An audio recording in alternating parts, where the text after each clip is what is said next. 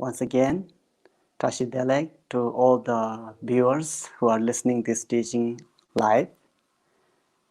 And I'm very happy again to continue this teaching, the words of wisdom from the Lord GAMPOPA. And yesterday we talked about the six main topics in order to present this teaching by GAMPOPA. So there were six main topics that one must remember. And those six main topics were, if we recall again, the primary cause, that is the seed or the Buddha nature. In order to one to attain Buddhahood, one first need the seed. Without seed, one can never be able to attain Buddhahood, even though one applies the diligence and method diligently. So first was the primary cause, and the second is the working basis. Even though you have primary cause, but you need a working basis, and that is the precious human body. And thirdly is the contributory cause. So even though you have seed and you have obtained a working basis as a precious human body, but you still need a good guidance. So that is the contributory cause, which is known as spiritual master and or teacher. And then fourth point is the instructions from the spiritual master. That is like method. All the method which enable us to work on the process of the Dharma in order to attain enlightenment. Then we have the result. After applying the method that is shown to us by our spiritual master, and with the effort that we put, then we'll be able to attain result, and that is the result of Buddhahood. And finally, what after Buddhahood? What after one attains enlightenment? Then next step would be benefiting others, because that was our main goal when we first give rose to bodhicitta. We are working on this process in order to benefit all sentient beings. So therefore, at the time when we really experience the result, the Buddhahood, or attain the enlightenment state of mind, then our responsibility is to benefit all sentient beings. So those are the six main topics that were introduced by the Lord GAMPOPA before he began the main chapter. And so when you recall this, and it will refresh us from what we have studied yesterday. So today we are going to start the main chapter. And before that, again, if you remember, we need to complete three sets. The first would be going to refuge, taking refuge from Buddha, Dharma, and Sangha, and generating bodhicitta, thinking that I'm listening this teaching so that in the future I will be able to benefit so many beings. After listening these teachings and putting effort in the practice of the Dharma, and then by this merit I'll be able to benefit so many beings. So that should be our main goal, to benefit others as being the students of Mahayana Veda. So we should join our palms together, and I will recite refuge prayer and bodhicitta, generating bodhicitta prayers in Tibetan, and then we'll start the chapter. So while I do so, if you know how to chant, you can chant together. Otherwise, you can just imagine that you are going refuge to Buddha, Dharma, and Sangha, and generating bodhicitta for the benefit of all sentient beings. Okay? Sangye Jadan Zoge Jonam La Jangjo Bado Dane Gyab Sonje Dage Jinso Gebe Sonam Ge Dola Benje Sangye Dobara Sho Sangye Jadan Zoge Jonam La Jangjo Bado Dane Gyab Sonje Dage Jinso Gebe Sonam Ge Dola Benje Sangye Dobara Sho Sangye Jadan Zoge Jonam La Jangjo Bado Dane Gyab Sonje Dage Jinso Gebe Sonam Ge Dola Benje Sangye Do Barasho, Sangye Jodam Soge Jonam La, Janjo Badon Dane Gyab Sonje, Dage Jinso Gebe Sonam Ge, Dola benje sangye do bar jo semje tamje dewa dan dewe gyu dan den bar gyu je donga dan donga ye gyu dan da war gyu je donga me ben dewa dan ba dan me da war gyu je nye ren cha da nye dan da wen dan yon chen bo la ne bar gyu je semje tamje dewa dan dewe gyu dan den bar gyu je Dunga dan dunga yen yu dan da wa yu je dunga me ben de wa da ma da me da wa yu je ni ren cha da ni dan da yen dan yon chen bo la ne bo yu je sem je dam je de wa dan de wen yu dan de bo yu je dunga dan dunga yen yu dan da wa yu je dunga me ben de wa da ma da me da wa yu je ni ren cha da ni dan da yen dan yon chen bo la ne bo yu je Jage Yangi Bodana, the Sum Sange, Wangi Moni. Razim Jagurong Sum Danzeba, and Zavela Me Shabla, Guncha.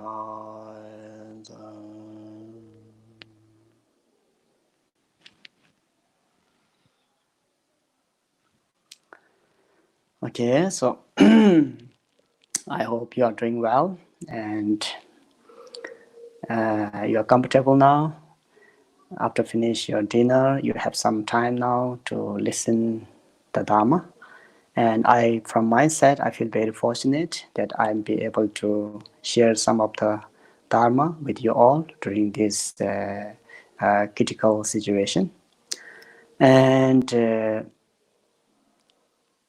six main topics that GAMPOPA mentioned yesterday in his introduction before he started the main chapter are very much related to like if one individual, for example, if one individual really wants to attain enlightenment for the benefit of all sentient beings, so that very particular individual, what kind of things he or she needs, what are the requirements that she or he has to uh, accumulate.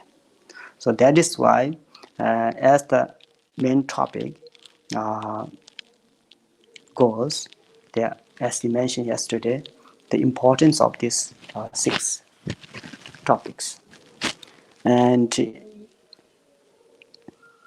if one individual, when he or she wants to attain enlightenment for the benefit of all sentient beings, he or she first need or check whether it is durable or not. And that is why he mentioned the primary cause, the seed, the Buddha nature. And the answer is yes, it is very durable, and because we all have the Buddha nature, we all have this seed. So if you want to plant that seed in order to get fruition from that plant and benefit others, then yes, you have this seed. And it's just like, for example, if you want to have a rice to feed your tummy or give to someone else, and first of all, what you need to do is you need to have a rice seed in order to plant the rice. And then, secondly, what you need is you need a place to grow the rice. For example, rice field. So that is more or less like a working basis, the precious human body. And then what you need next is someone, your guidance or contributory cause, someone who is expert on plantation of rice, skilled farmers, so to speak. And this is some similarity to our contributory cause of like spiritual master, who are skilled in means, who know how to direct us. Then next what you need is you need all the methods to plant the rice. So you just having the skilled farmer is not enough. You need to have all the substances together, all the elements together. So for that, we need to know when to plant the rice, what time of the year. We need to water the rice seed in order to witness the spot of rice. And all these causing conditions should be applied. So this is more or less like the instructions of the spiritual master. So we need to follow all the instructions of the spiritual master, which is the method, the main method in order to bring us to enlightenment. Then if the cause and condition are put right, then what we will have, what we witness is the result of it. Then we can see the rice sprout and slowly the rice itself, and that's the result. That's more like after following the instructions of your spiritual master, then what you will experience is the Buddhahood itself. You will you will attain Buddhahood. You will break down all the confusion state of mind. You will actualize the true nature or ultimate nature. This is where you attain Buddhahood, and that's perfect result. And after attainment of that perfect result, then what do you do? Should you remain silent and enjoy the deep meditation state of mind forever? In this case, according to Mahayana Vehicle, no. You have a responsibility. After attainment of enlightenment, then what you need to do is to benefit others, because that was your first goal. So, like after having rice, and then what you need to do is you can benefit from that rice. Either you can cook the rice and fill your tummy, or you can share your rice with your family members, or simply you can sell the rice and earn some money, or if you are practicing generosity, you can give the rice to those who are in need of help. So similarity of being activity of the Buddha is to benefit others beings after attainment of enlightenment. So this is the whole idea of the teachings in this jewel ornament of liberation by GAMPOPA. So he will introduce all this in detail. So among this, the first one is the primary cause. That's the chapter 1. And this chapter 1, he starts with the Buddha nature, which is the primary cause or the seed for one to attain enlightenment or Buddhahood. Without that cause, no matter how much effort you put, you will be unable to attain enlightenment because you don't have the seed. But luckily, fortunately, we do have the seed, as he will explain later on, saying that all sentient beings has the Buddha nature in the inherent potential of Buddhahood. So that Buddha nature is pervaded in all sentient beings, is filled in all sentient beings. That is why he talks about the Buddha nature first as a primary cause or the seed for one to attain enlightenment.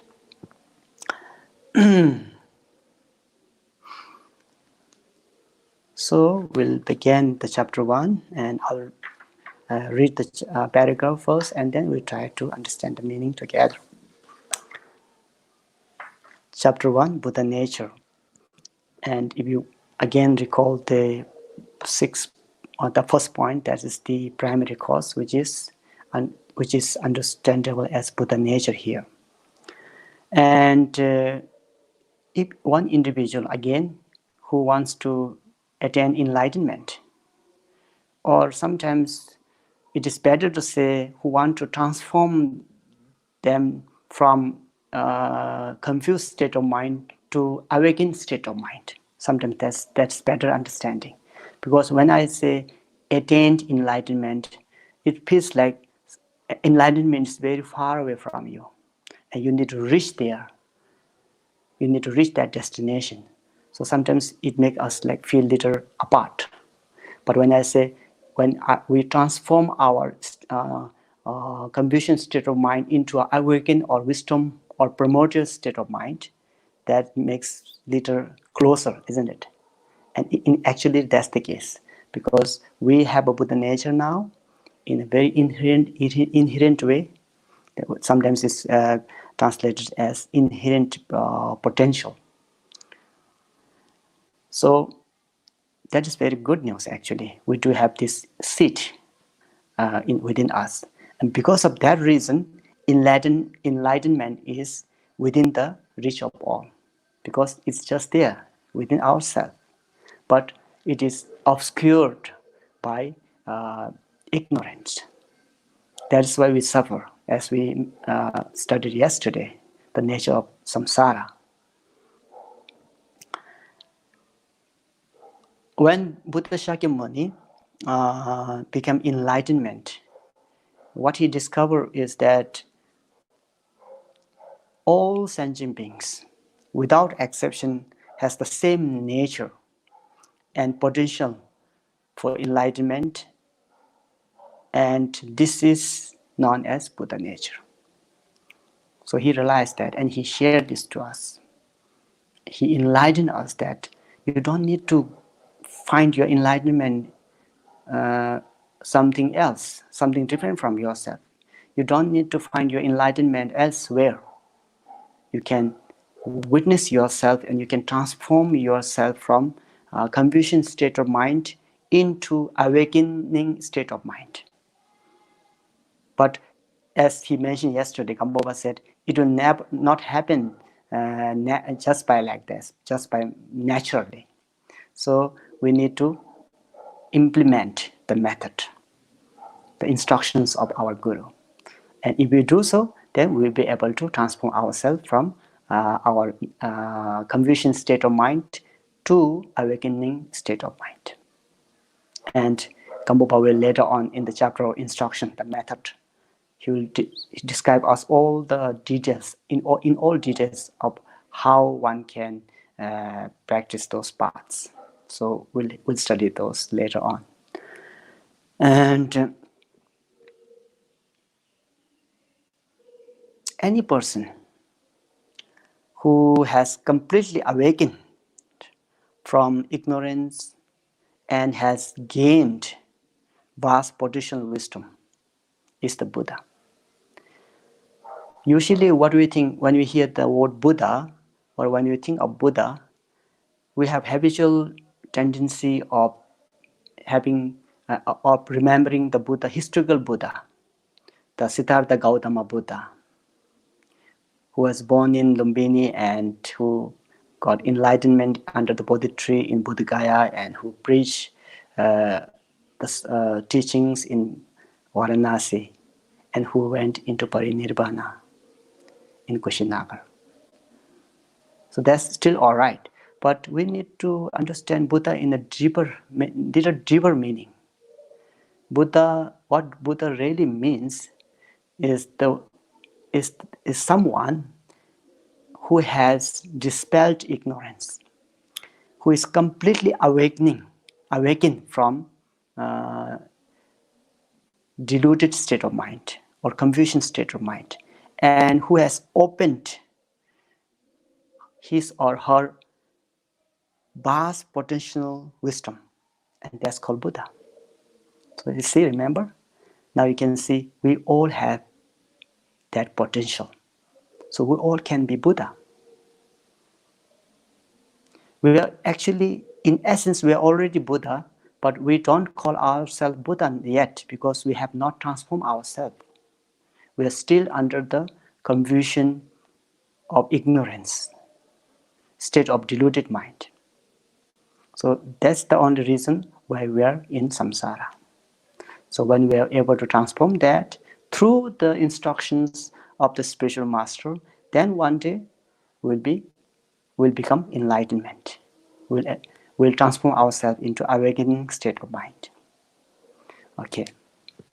So the very process of this awakening state of mind, in order to transform ourselves to the awakening state of mind, first we need to examine ourselves that whether that is durable or not. Because we feel sometimes that we are inferior person. We don't have ability to do so. But GAMPOPA said, these are all wrong. These are all misunderstanding. We do have potential, and if you put effort, we definitely can transform ourselves from the state of confusion state of mind to the awakening state of mind, and to be able to witness our primordial wisdom. Okay, so we start from the chapter 1, Buddha nature, the primary cause.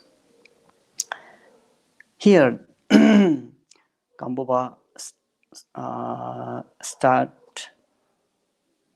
by saying we need to attain unsurpassable enlightenment by freeing ourselves from the confused state of samsara. Yes, because as we understood from yesterday, that if you remain in samsara, and there's endless of suffering. So then, after acknowledging their suffering, then our next step would be, oh, I don't want to suffer. I want to liberate from the suffering of samsara, if you are intelligent. Otherwise, if you want to enjoy the suffering in samsara, then that would be a different case. But we all, as I mentioned yesterday, our all wish is to attain happiness and not to suffer. So we all share this equal goal of wanting to be happy and not wanting to suffer. So because of that reason, we must attain Buddhahood. But, so GAMPOPA says, raise a question here. But is it possible for inferior persons like ourselves to achieve enlightenment even if we make the effort? So that is another question he put here. And the answer is, why wouldn't we attain enlightenment if we make the effort? Absolutely. Very durable, very possible. Definitely we'll be able to attain enlightenment. That's for sure. But that will not happen by staying and just praying. We need to put effort. Because as I mentioned yesterday, we Buddhists believe in karma, in action, in activity. We don't believe in miracle things to happen. So that's why karma, cause and effect are main concerns of Buddhism. So therefore we need to put an effort. That is why he said, all sentient beings, including ourselves, already possesses the primary cause for enlightenment. And that is the essence of the Buddha, or it is also known as essence of the well-gone one. Here, when you hear this word, well-gone one, that indicates the Buddha actually. This is the synonyms of Buddha. Buddha has a different name. People label Buddha in different name. So this is one of the name that is indications of Buddha. Well-gone one.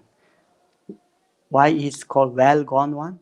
He has completed all the procedure to enlightenment. He has flourished and completed all the qualities, and he has dispelled all the obscurations. That is why he's called well-gone one.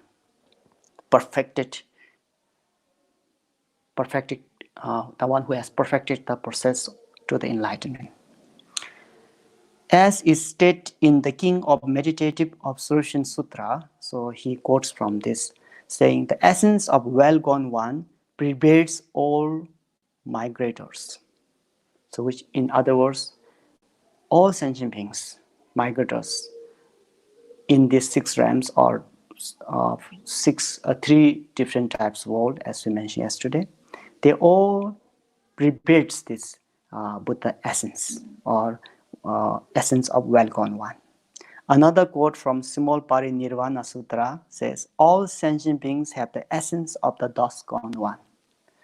Similar quote.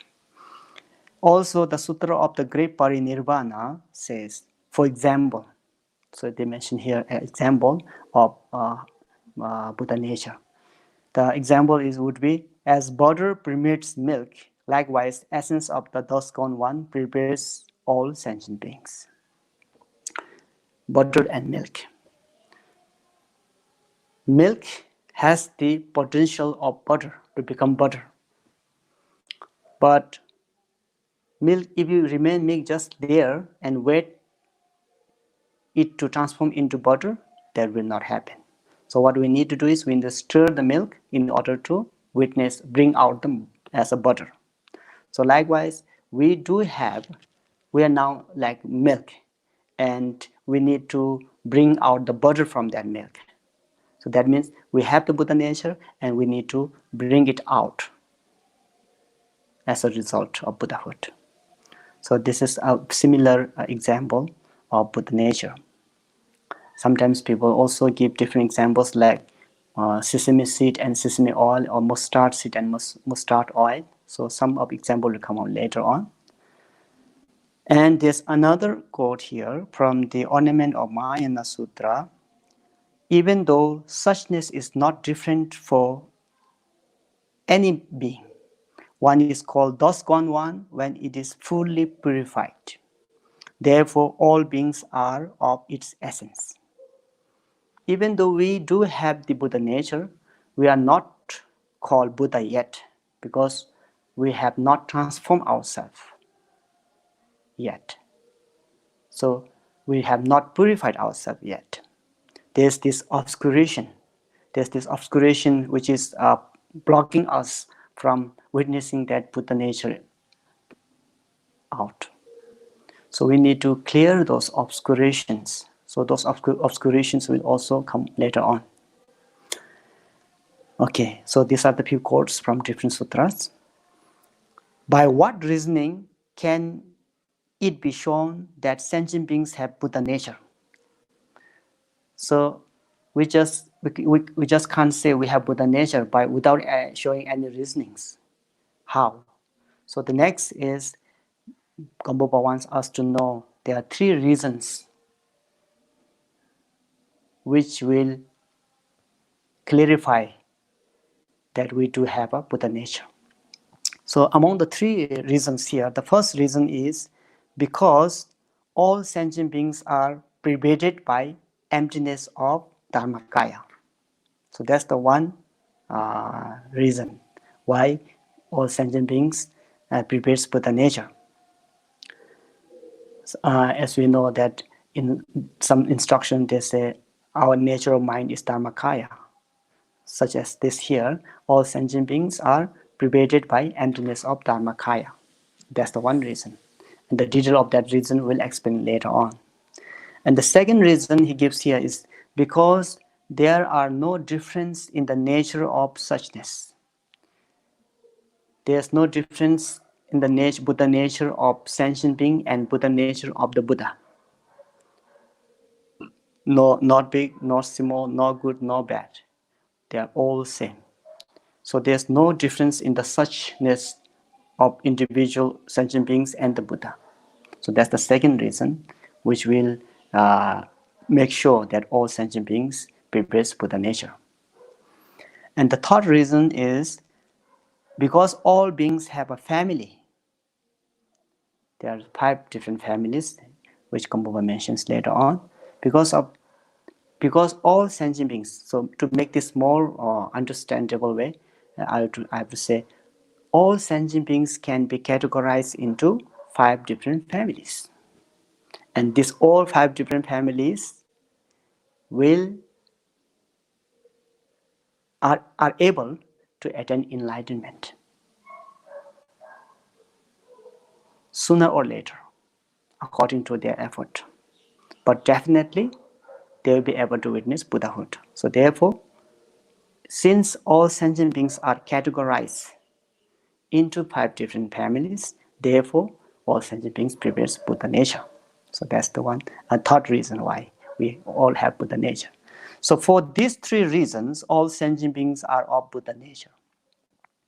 So another quote from Unsarpras Tantra or Uttara Tantra Shastra, because the perfect form of Buddha pervades in all sentient beings, because there are no distinctions within suchness, no distinctions between suchness of Buddha and the sentient beings.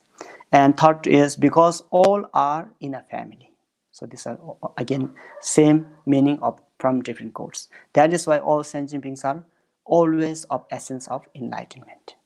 So first thing is to make sure to feel confidence that we do have Buddha nature, we do have seed. So after that confirmation, then it encourages us to move on, move ahead. So that's why the presentations of Buddha nature was very, very important. So among the 3 reasons, the first GAMPOPA wants to describe about the first reason why we have Buddha nature. The first reason was to explain the first reason, which is all sentient beings are pervaded by the emptiness of Dharmakaya. What does that mean then? That means that the ultimate Buddhahood is Dharmakaya. Buddha is Dharmakaya. Buddha is the enlightened state of mind. Even though we feel, when we hear the word Buddha, as I mentioned earlier, we only have these imaginations of Buddha's figure, of Siddhartha Gautama, but the deeper meaning of Buddha would be awakening state of mind, or Dharmakaya. So Dharmakaya is the Buddha. And Dharmakaya is all pervading emptiness. Dharmakaya is emptiness as a nature. And thirdly, the emptiness prevails in all sentient beings. So another three reasons for the first reason. To prove the first reason, he gives another three reasons. The first reason was all sentient beings are pervaded by emptiness of Dharmakaya. And to give more definition for that, or in order to prove this, he says that ultimate Buddha is Dharmakaya, and Dharmakaya is Dharmakaya is all pervading emptiness, and emptiness is pervades in all sentient beings. Therefore, all sentient beings are of Buddha nature. So, this is the defining of the first reason why all sentient beings pervades Buddha nature. And second reason is there is no differences in the nature of suchness. What does that mean then? That means that the suchness of Buddha is identical to the suchness of sentient beings. None is better or worse. None is bigger or smaller. None is higher or lower. So, therefore, because of that, all sentient beings are of Buddha nature. So, there's one example here of mustard seed and mustard oil. So I'll read this out.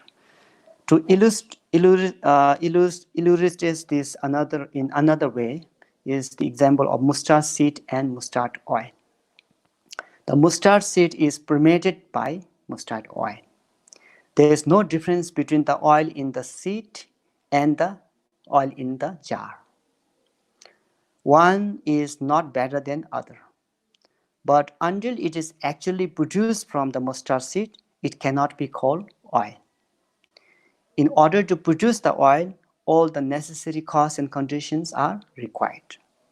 First, one must know that there is oil in the mustard seed.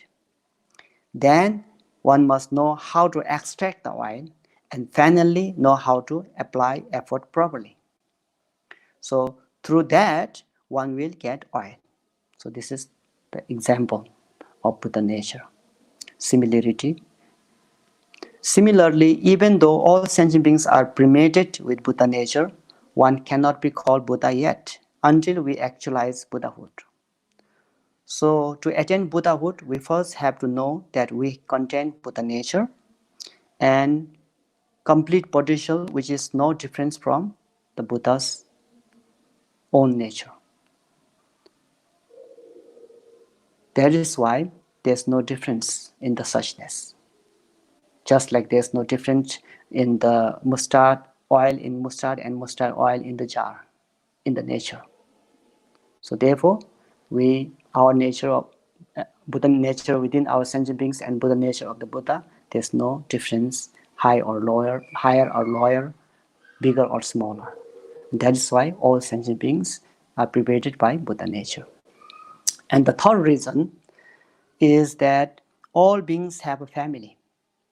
That means that all sentient beings can be categorized into 5 families of the Buddha. And this 5 Buddha family is not a 5 Buddha family that we usually hear of, 5 Dana Buddhas. This 5 Buddha family, the family of Buddha is of the sentient beings in different process of their practice or different process in the practice. Some may attain Buddhahood sooner, some may later, some not now but in the long time future. So there are different types of people. So, but in any way, they are all eligible to attain Buddhahood since they all have Buddha nature. So that's why the third reason is since all beings are categorized into 5 different families. And what are those 5 different families? So the more detail of those, as GAMPOPA says here, what are they then? What are those families? The summary, the disconnected family, that's one. Then second one will be indefinite family. Then third one is hearer family. Then fourth one is solitary realizer family. And finally, Mahayana family. So maybe some of you have heard this before, maybe some of you don't have heard this before, but to make it simple, there are different types of people.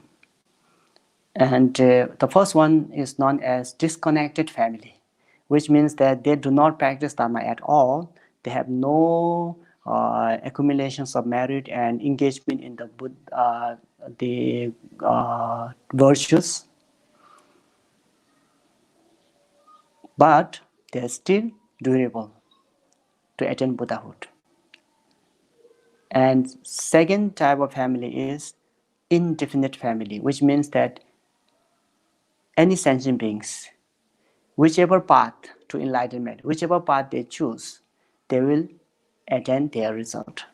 Whether they choose Shavaka's school or Theravada school, whether they choose Mahayana school, whether they choose Vajrayana school, different paths to enlightenment. So wherever they enter the path, they will witness the result. So you can't definitely say this individual belongs to this family yet, because we don't know which path they will enter. And the third is quite conform path, and that is the Theravada path, and here sometimes it's translated as hearer family or Shavaka's family. Sanskrit word for that would be Shavaka's family. When someone enters in the path of Theravada, they practice and they will witness the result as Arhat. So that's one path, one family. Then we have solitary realizer. So in Sanskrit, it is called Partikya Buddha family. And there's another path which one enters into Partikya Buddha family and will be able to attend Partikya Buddha as a result. And finally, the Mahayana path. When someone enters into Mahayana path and conforms, he or she belongs to that family, and then will witness the result. So there are 5 different families here. All sentient beings are categorized into 5 different families. So GAMPOPA will talk about different families one by one here. The first one is disconnected family. When you hear this word, it means that you are not connected now, but that doesn't mean that you will not reconnect again. So there's always possibility of reconnecting to the Dharma, to any kind of path, then eventually witness the Buddhahood. So this is that is why it is called now disconnected family. First, what does disconnected family mean? It means that those who have 6 characteristics such as no concern for what other things, no modesty, no compassion, and so forth. So what are those 6 traits or characteristics of those kind of people belonging to disconnected family? There are many people who do not have any kind of renunciation. When they see the fault of samsara, suffering of samsara, they don't feel any kind of renunciation. Those kind of people. Number one, that's from the 6 characteristic, that is one kind of people. And secondly, no faith and devotion, even though they see such a kind and well enlightened being. And third characteristic is no modesty. Fourth, no concern for others, what other people think. That means that no discipline, acting, not following any physical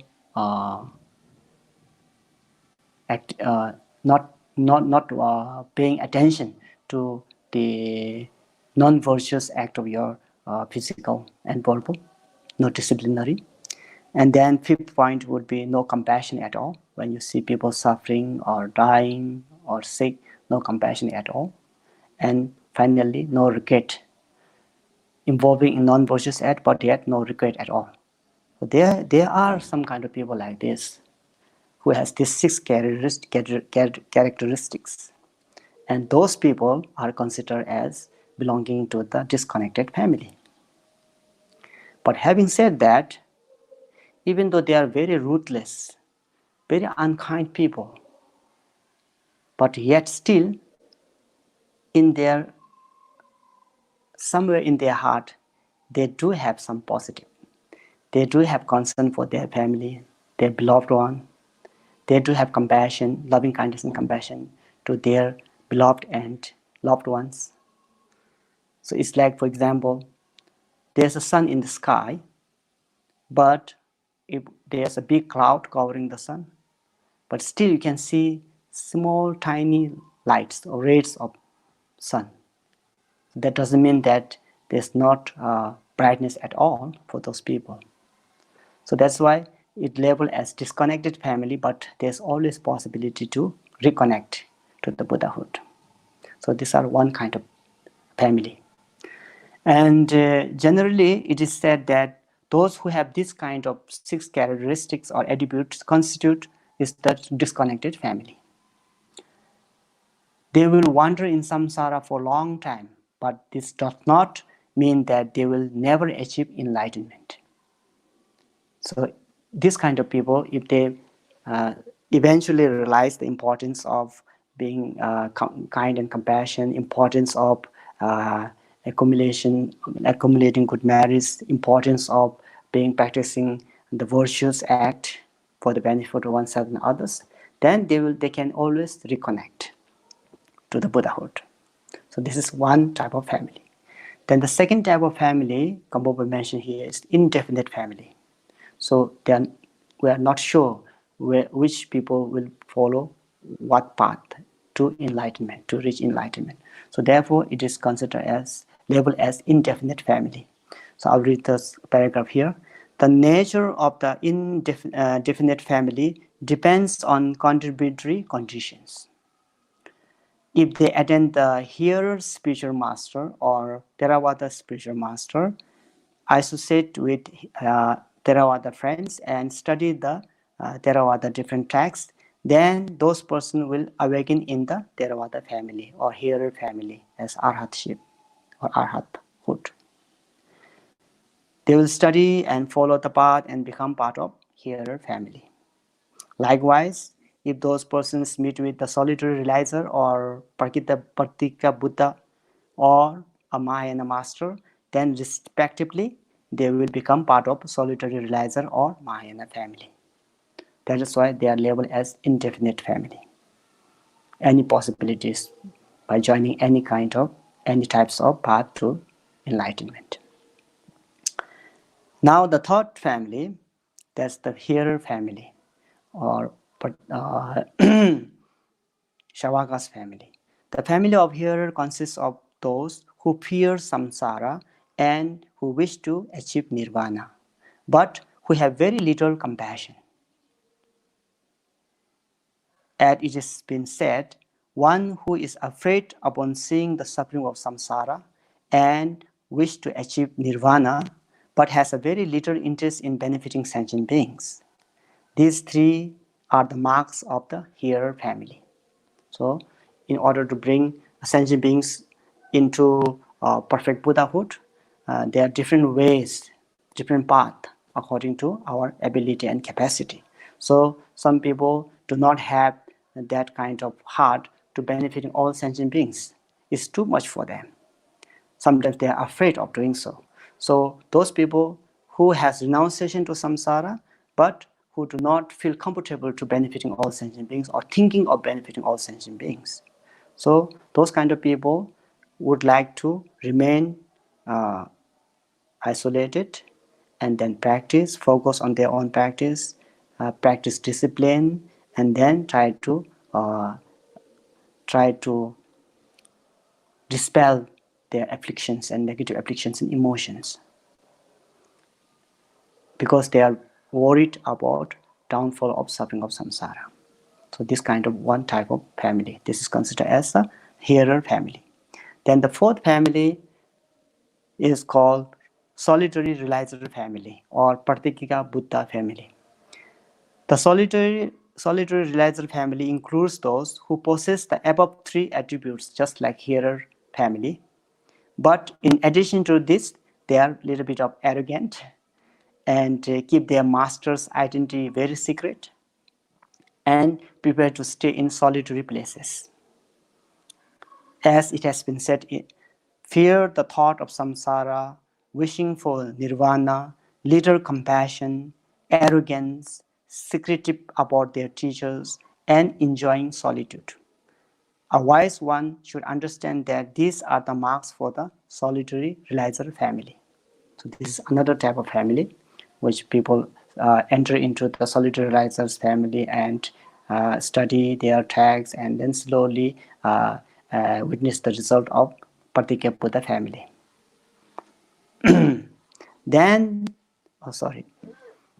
so he continuously says here, so these two families, hearer family and Pratyeka Buddha family or solitary realizer family, engage in their respective vehicle, and even though they achieve the results of their practices, these results are not the final nirvana. So there's a little bit of clarification here. That is why Mahayana path is there for us to go ahead. The further path would be Mahayana path. So those individuals who practice in these two families, hearer and solitary realizer family, they, after process in the practice of the Dharma, they definitely will overcome negative afflictions and emotions, but they still are lacking the perfect and complete dispelling of obscurations. So if you remember, there are two obscurations, right?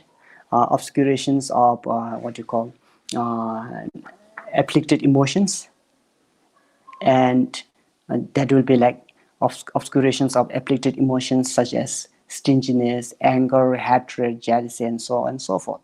So those individuals who practice and enter into these two family, they have eliminated those what you call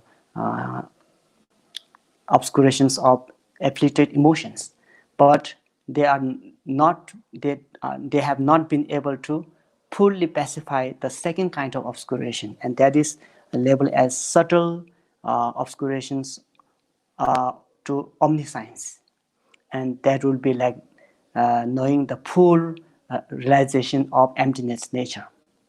So that is lacking there. That is why these two vehicles are in the state of samadhi for a long time. And then it is said that those individuals who rest in this type of samadhi for a long time, and Buddha, out of his compassion, will wake them up and will show them the Mahayana path later on. So in order to bring them into perfect enlightenment state of mind. Okay?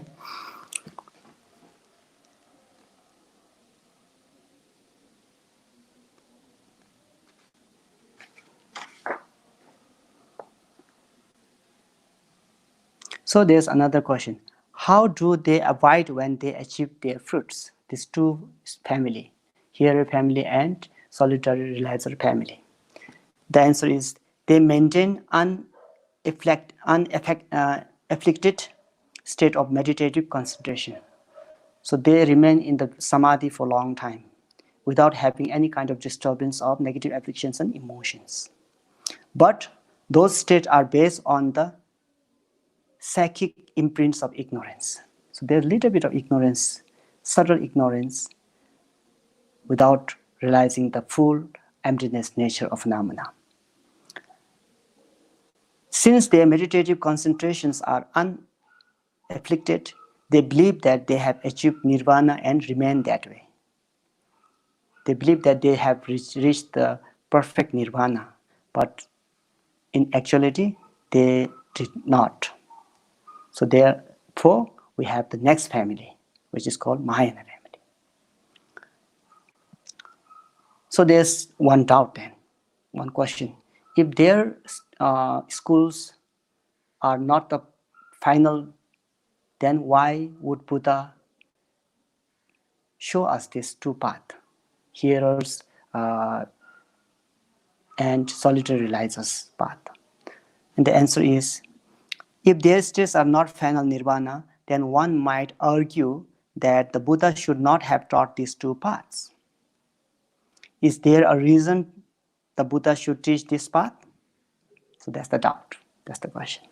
And the answer is yes, there's a reason behind it. And GAMPOPA gives here an example.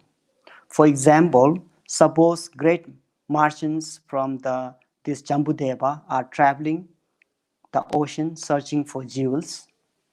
After many months at sea, some desolate place, they became completely tired and exhausted and think there is no way to get the jewels now. When they feel discouraged and prepare to turn back, the merchant captain manifests a huge island through his miracle power and lets all his followers rest there, enjoy there. After a few days, when they are fully rested and relaxed, the captain says, "We have not achieved our goal. Now we should go further to get our jewels." So these examples tells us why Buddha has shown us the another two path of hearer and path of solitary realizer. Similarly, sentient beings without courage are frightened when they hear about Buddha's wisdom. They believe attaining Buddhahood is great hardship, and they think, "I have no ability to do this." There are other people who are not interested in entering the path or who enter the path but turn back. So to counter these problems, this laziness or this discouraged state of mind, Buddha presented these two paths and to allow them to rest in these two states of samadhi. So this is the reason why Buddha has shown these two paths as well. So Buddha is very skilled in means and is very compassionate. So he will have Dharma teachings for different individuals' capacity and understanding, because his main aim is to benefit other beings. So he benefits in a way that is matching to individuals' potential. So that's why these are necessary to present in these two schools.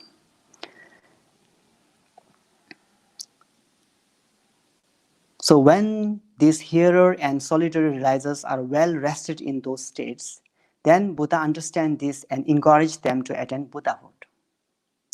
How does Buddha encourage them? He awakens them through his body, speech, and wisdom mind. So Buddha, through his body, he appears in front of them. Through his speech, he teaches them Dharma. And through his mind, with the radiation of light from his heart, awakens them from this deep samadhi, where they thought that that's the final nirvana, because they don't experience any kind of negative afflictions and emotions. They think they are free from suffering of samsara. They are free from all the afflictions, emotions, which in fact is true, but they are still, they need to enlighten themselves by knowing the true nature to completely destroy the confusion state of mind. So how does Buddha do that? So we shall read this out. Through wisdom mind, through the Buddha's wisdom mind, which means that the light radiates through his Buddha's wisdom and touches the mental body of these hearer and solitary realizers.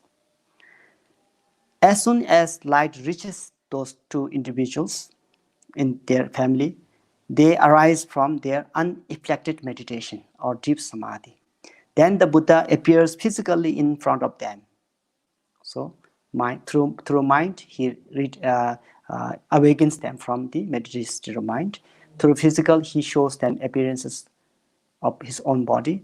And then through speech, Buddha will say, "Oh, you monks or any kind of practitioners there, you have not finished your deeds. You have not finished all that you are supposed to do. Your experience of nirvana is not the final nirvana. Now all you monks have to walk forward enlightenment. you should attain the realizations of perfect Buddhahood. So this is how Buddha invokes them, awakens them from their deep state of samadhi, and then lead them to further process of the Dharma. Being motivated by Buddha in this way, this hearer and solitary realizers cultivates bodhicitta, because now they are able to bear the responsibility to help all sentient beings. Before, they were not. They were afraid of samsara suffering, downfalls, and they want to free themselves from the suffering of samsara. But now, since they have this kind of ability now, they are eligible to practice bodhicitta. So therefore, Buddha awakens them from this to state of mind of meditation, samadhi meditation, and then Buddha shows them way of Mahayana. They practice the Buddha's path for many kalpas, limited kalpas, and eventually achieve the full and complete enlightenment. And this is where they are free from two obscurations. As it's said in the Langa Sutra or White Lotus Sublime Dharma Sutra, these hearers have not achieved nirvana. By thoroughly practicing the Buddha's path, they will achieve Buddhahood. So these two family, the hearer family and solitary realizer family, Buddha has the reason to show these two paths in order to encourage people for the perfect Buddhahood. Buddha showed these two paths so that they can rest and slowly process to next Mahayana path. But there are many different people. You can already define their state of mind. So therefore, some, because of their karmic connection with the Mahayana in the past lives, they feel connected to Mahayana family right away. So therefore, we can see many different students nowadays who can directly practice Mahayana vehicle. Makes sense to them when they hear our bodhicitta, compassion, karuna, loving kindness. They feel joyfulness. They are ready to do so. There are many people, when they hear teaching of emptiness, they are very motivated, they feel very happy. And there are many people who, when they hear the teachings of the, in opposite to this, there are also many people, when they hear the teachings of compassion, karuna, bodhicitta, they don't feel comfortable. When there are also many people, when they hear about the teachings of emptiness, they don't feel comfortable at all. They are terrified, afraid of hearing these teachings. So it depends on individuals, individuals' connection with their previous karma. But from the general perspective, we all have Buddha nature. And that is why sooner or later, it's definite that we'll be able to witness Buddhahood. And the next family, the fifth family, is Mahayana family. So for Mahayana family, I think we have to study that family tomorrow in more detailed way. But for today, we have completed among the 5 families, the 4 families, and the 3 main reasons why all sentient beings prevails Buddha nature, and how many types of families are there, and where one individual can enter into any kind of practice, then in order to free them from suffering of samsara and attain enlightenment. And we also understood that there are people who are really disconnected to the Buddhahood, who do not care anything about others, who do engage in all sorts of non-virtue acts, who have no kind of concern for others, no modesty. But for those people, again, when the time comes, when they also invoke themselves, when they give rise to importance of compassion, importance of applications in the virtuous act, then they definitely, eventually, will lead them from free them from the suffering of samsara, and will be able to witness the Buddhahood at the end. So, the main purpose of this teaching here, chapter 1, is saying us or encourage us that we do have potential, we do have seed, and it's only the matter of time and effort. That's the only matter in time of effort and how you place them. So there's definite, the result is definite. We'll be able to attain enlightenment. So therefore, the presentations of this Buddha nature was very, very important to really know that we do have potential. We do have the seed within us. So therefore, we should be optimistic and we should encourage ourselves to dispel our ignorance and to attain full and awakened state of mind. Okay, so we shall stop here for today. And before we conclude, we dedicate the good merits for the benefit of all sentient beings by hearing the Dharma. Thank you, and please join with me for dedication. Sonam diye tamje zigba nye topne nye be dhanam pamje ne gega na che pala chokpa sibe zole dowa ra sho.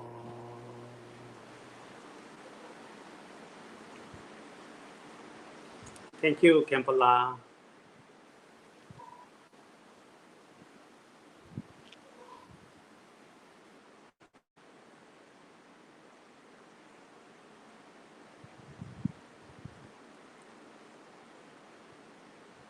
Okay, we continue. Now it's a practice. First, we take a refuge and generate bodhicitta.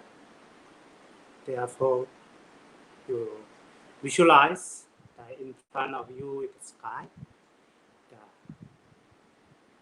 your guru and surrounded by Buddha, Dharma, Sangha, Lama, Yudam protectors.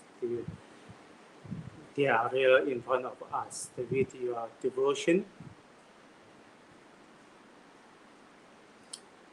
and faith to take refuge and generate bodhicitta.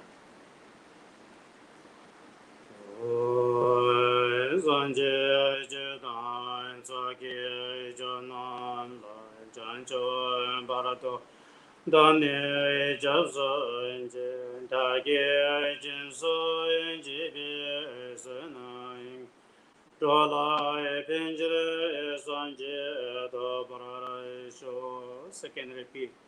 Sanje Jedan Zoge Jonan Chanjo Barado Dani Japsoi Dagi Jinsoi Jibi Sunang Dola Benje Sanje To Brare Jo Tatriki Sanje Jedan Zoge Jonan Chanjo Barado Dani Japsoi Dagi Jinsoi Jibi Sunang Dola Benjere Sanje To Barare Jo Simje Tamje Deva Dan Devi Judan Tembarare Joji Dunga Dan Dunga Ge Judan Devarare Joji Dunga Lai Mebe Deva Damba Dame Delawa Joji Nere Jadan Dan Deve Tanyama Chimbala Nebra Second repeat. Simje Tamje Deva Dan Devi Judan Dembara Joji Dunga Dan Dunga Ge Judan Delavara Joji Dunga Lai Mebe Deva Damba Dame Deva Joji Nire Jadan Dan Devi Tanyama Jimbala Nebra Repeat. Simje Tamje Deva Dan Devi Judan Dembara Joji Dunga Dan Dunga Ge Judan Devara Joji Dunga Lai Mi Ben Deva Tamba Nirien Jatan Dan Deve Tanyamai Chembala Neparan Juroroiji.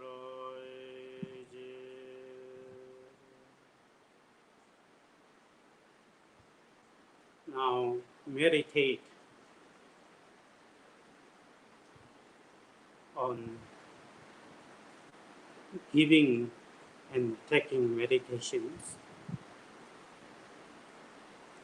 Giving means we give our love, compassion to all the mother sentient beings. Taking means we take all the mother sentient beings' suffering, fear, obstacles, difficulties, and the cause of the suffering are their ignorance, anger, attachment. We take, that's why give and take. Now you meditate your mind and you visualize that